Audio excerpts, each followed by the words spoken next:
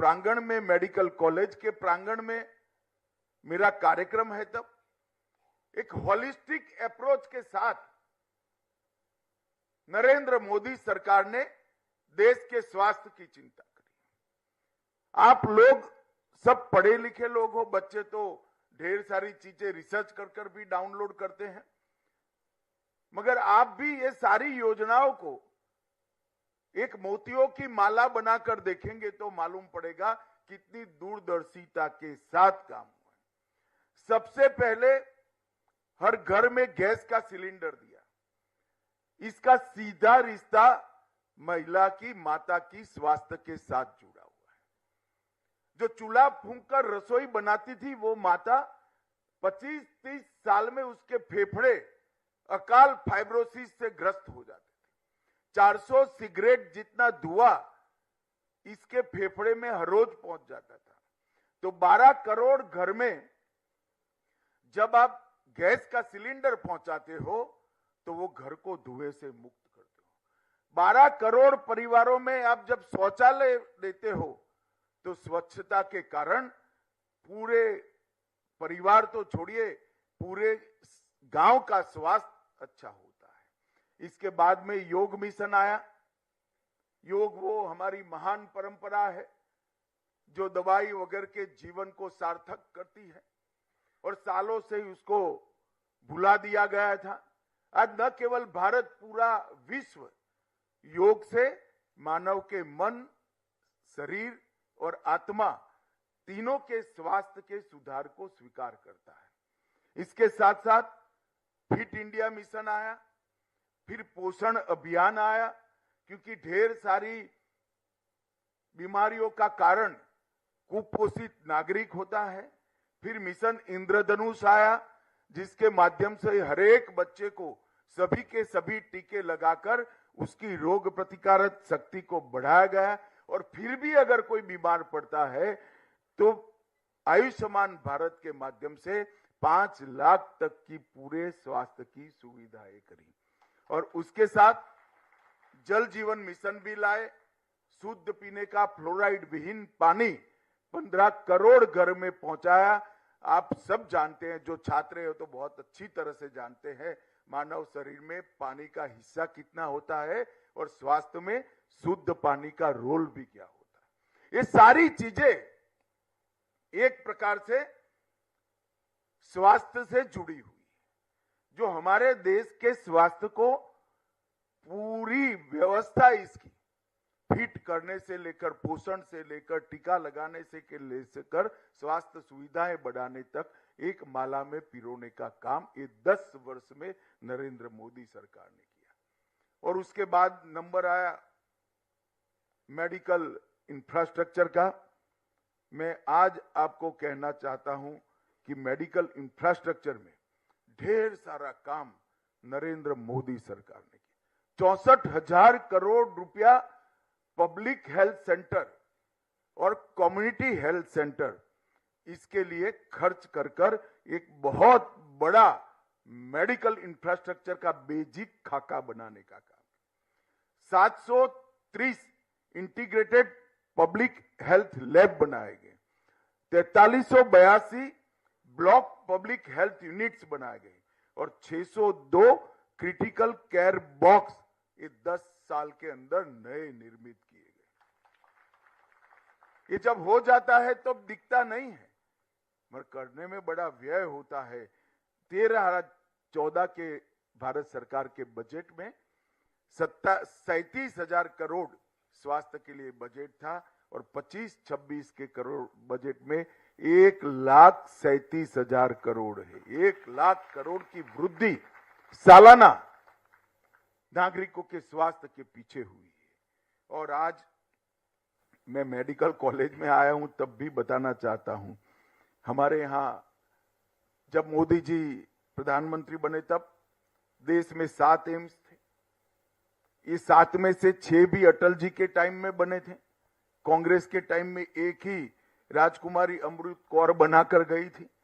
इसके बाद 6 एम्स अटल जी ने बनाए और आज 2024 में 23 एम्स है, वो बताता है कि कितनी व्यवस्थाएं बढ़ी। मेडिकल कॉलेजों की संख्या 387 थी और इससे बढ़कर 2 गुना होकर 766 हुई। 51,000 MBBS की सीटें थी बच्चों के लिए और 1,15,000 सीटें हो चुकी है और 85,000 सीटें ये 5 साल में हम बढ़ाने वाले हैं। 2 लाख सीटें, हर साल 2 लाख बच्चे डॉक्टर बनकर देश के लोगों की सेवा करने के लिए बाहर आएंगे। पीजी की सीट 31,000 थी, उससे बढ़कर 73,000 हुई।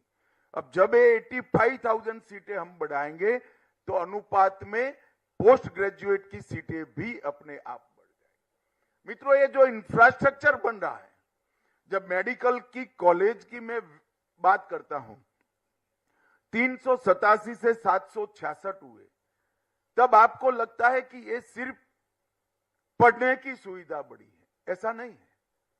जब एक मेडिकल कॉलेज चलता है तो हम सब रूल्स जानते हैं कि एक फ्री अस्पताल चलाना पड़ता है और 14 के 14 विभाग वो अस्पताल में रखने पड़ते हैं, क्योंकि छात्र को पढ़ाने के लिए अनिवार्य शर्त है। इसका मतलब हुआ इस देश में 766 संपूर्ण अस्पताल फ्री ऑफ कॉस्ट गरीबों का इलाज करने वाले बनाने का काम हो चुका है, जो हमारे हर जिले में, देश के 750 जिले में 766 अस्पताल बने हैं। और भाजपा शासित सभी राज्यों का संकल्प है कि मिनिमम हर जिले में एक अस्पताल बना जाए। राजधानी के अंदर 3 है, एक मेडिकल कॉलेज राजधानी के अंदर 3 है तो नहीं गिना जाए। और मुझे विश्वास है कि अगले 5 साल के अंदर देश का एक भी जिला ऐसा नहीं होगा जहां मेडिकल कॉलेज नहीं होगा और फ्री अस्पताल नहीं। ये बहुत बड़ा परिवर्तन भारत के स्वास्थ्य के क्षेत्र में नरेंद्र मोदी सरकार लाई। और जहां जहां डबल इंजनों की सरकार बनी, बहुत तंज कसे जाते हैं हमारे डबल इंजन के मॉडल पर। कैसा कैसे हो सकता है? ऐसा ही होता है, क्योंकि एक समान विचार की पार्टी के लोग जब सिद्धांतों के आधार पर राजनीति करते हैं तो ऐसा ही होता है। इसका बेस्ट उदाहरण है तो हमारा हरियाणा।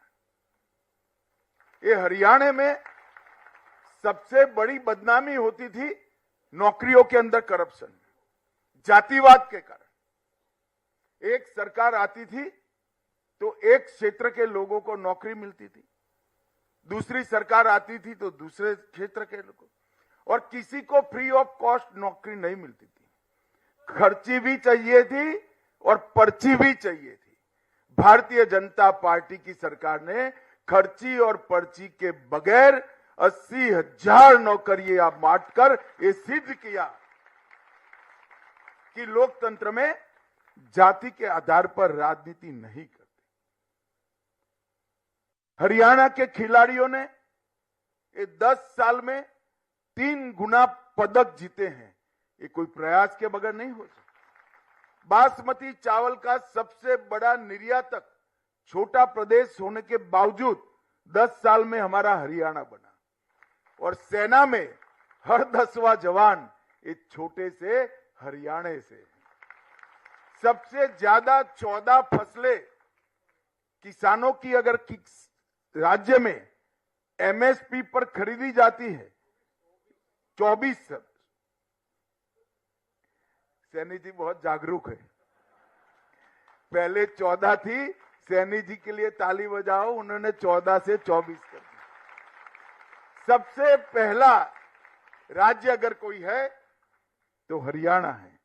लाल डोरे के भीतर मालिकाना हक अगर पूरे देश में सबसे पहले किसी ने दिया तो हरियाणा ने दिया। एक भी सरपंच अनपढ़ न हो ऐसा कोई राज्य है तो हमारा हरियाणा है। पंचायतों में महिलाओं की 50% भागीदारी भी महिलाएं ने सुनिश्चित हरियाणा ने करी है। हर एक घर में नल से फ्लोराइड विहीन शुद्ध जल भी हरियाणा ने पहुंचाया है। और सबसे पहला धुआं मुक्त, मतलब एक भी घर में कंडे और टहनियां लकड़ियां नहीं जलाई जाती है, ऐसा राज्य कोई बना तो अपना हरियाणा बना है। और सबसे पहला आयुष विद्यालय अगर कहीं बना तो अपने हरियाणा के अंदर बना। और हरियाणा का बजट, हुड्डा साहब शायद कल देखेंगे अखबार में, हुड्डा साहब आप 37,000 का छोड़कर गए थे, हमारे सैनी ने इसको 1 लाख करोड़ तक पहुंचाने का काम किया। 2 लाख करोड़। आज सैनी जी मेरे डेटा को सुधारते ही जा रहे हैं। इसका मतलब कि आप जीडीपी भी बढ़ा रहे हो, जनता की सुख सुविधा भी बढ़ा रहे हो, गरीबों को भी आगे लाने का काम कर रहे हो और इंफ्रास्ट्रक्चर भी बना रहे हो। ढेर सारे काम है, आज विषय नहीं है इंफ्रास्ट्रक्चर पर बोलने का, परंतु मैं 2 आंकड़े जरूर देना चाहता हूं। जब 10 साल यूपीए की सरकार थी, तब 10 साल यहां पर भी कांग्रेस की सरकार थी, सोनिया मनमोहन की सरकार चलती थी। 10 साल में हरियाणा को 10 साल में 41,000 करोड़ रुपया दिया। और 10 साल नरेंद्र मोदी जी की सरकार चली, हमने 1,43,000 करोड़ रुपया हरियाणा को देने का 3 गुना पैसा दिया है।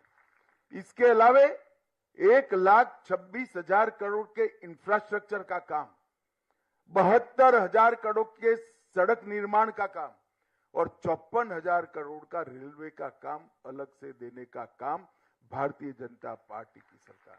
इसमें मैं एयरपोर्ट, मेडिकल कॉलेज, ढेर सारी योजनाएं और गरीब कल्याण की योजनाएं मैं नहीं मानता हूं। एक सबसे पहली इथेनॉल बायो रिफाइनरी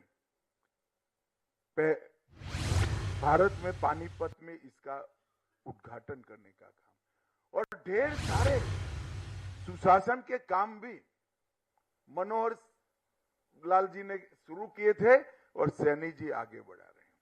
ये सैनी जी, जब आप उनको देखोगे तो बड़े शांत, सौम्य और एक अद्भुत व्यक्तित्व दिखेगा। हंसमुख तो है ही, पर इसके साथ साथ कठोर प्रशासक भी है, प्रशासन पर पूरी उसकी पकड़ है। जब हरियाणा में चुनाव की शुरुआत आई, तब कुछ सुधार करने जरूरी थे। मेरे घर पर एक मीटिंग हुई, कुछ निर्णय हुए, 22-23 निर्णय हुए थे। मैं इसको दोहराना नहीं चाहता, परंतु बैठक के बाद मैंने सैनी को अकेले में कहा कि सैनी जी ये बहुत कठिन है, इतने 2.5 महीने में 3 महीने में सब पूरा करना। उन्होंने कहा वो जी हो जाएगा जी, आप चिंता मत करो जी। मुझे लगा चलो अच्छा है, कर ही लेंगे, मगर साहब चुनाव की घोषणा के पहले सारे के सारे काम नायब सिंह ने पूरे कर दिए थे और ये इसकी प्रशासनिक क्षमता का उदाहरण। जब जनता के बीच में से उठकर एक सामान्य व्यक्ति राज्य के शासन की धुरा संभालता है, तब किस प्रकार का परिवर्तन आता है, इसका आदर्श उदाहरण हमारे नायब सैनी है। और इसीलिए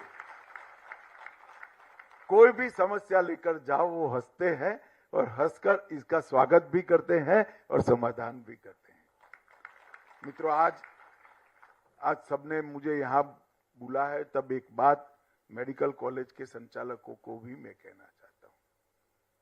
हमारी नई शिक्षा नीति जो हम लाए हैं, इसमें बच्चों के अंदर जो मूल क्षमताएं पड़ी हैं, किसी के अंदर चित्रकार पड़ा होगा, किसी के अंदर संगीतकार पड़ा होगा, किसी के अंदर खिलाड़ी पड़ा होगा, किसी को भले मेडिकल का स्टूडेंट होगा, डॉक्टर बनना चाहता होगा, इकोनॉमी की भी समझ होगी, किसी को सोशल सामाजिक विज्ञान की भी समझ होगी। ये सारी इनकी जो मूल शक्तियां हैं, ये मुरझानी नहीं चाहिए। ये डॉक्टर जरूर बनना चाहिए, परंतु इसके साथ जो मूल शक्तियां ईश्वर ने दी है, जो इंद्रिय दी है, जो रुचि दी है, जो लाइकिंग दिया है उसको भी एक अच्छा प्लेटफॉर्म मिले तो ही एक विद्यालय संपूर्ण माना जाता है। डॉक्टर तो अच्छा बनना ही चाहिए, इसमें कॉम्प्रोमाइज मत करिए, परंतु युवा लोगों के साथ ढेर सारा समय होता है। हमारी शिक्षा नीति के ऐसे वर्टिकल दिए हुए हैं। मेरे संचालकों से विनंती है कि आप भी कुछ वर्टिकल सिलेक्ट कर कर बच्चों की रुचि को, बच्चों की विशेषताओं को प्लेटफॉर्म देने का काम करिए, जिससे वो संपूर्ण नागरिक बन सके और भारत माता की सेवा कर सके। आज आपने यहां मुझे बुलाया, महाराजा अग्रसेन की एक उत्तुंग और भव्य प्रतिमा का लोकार्पण मुझसे कराया। एक महान विभूति जिन्हें 5300 साल पहले इस देश